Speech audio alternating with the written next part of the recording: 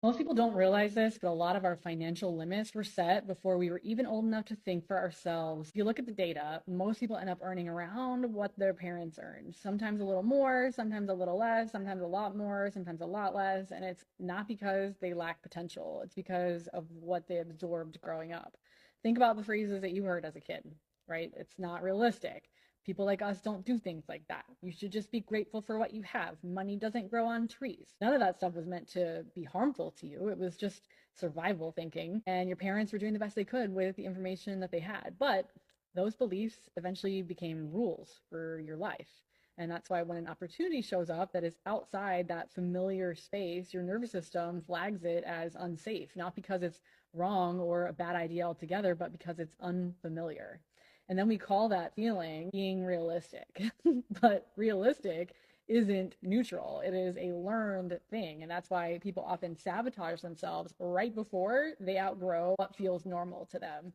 Not because they don't want more, but because more feels foreign. When you start questioning the inherited beliefs that you've gotten from your parents as you've grown up, instead of automatically obeying them, what you're doing is creating space for new things to come into your life.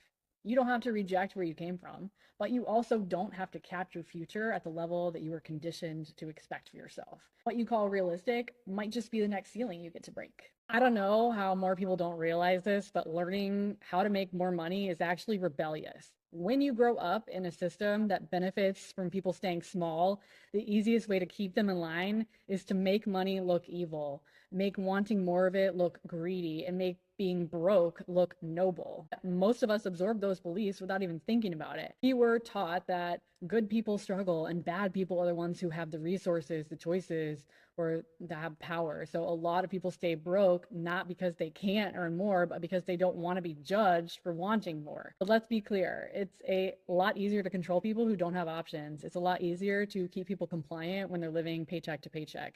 It's a lot easier to shame people into silence when they feel financially insecure.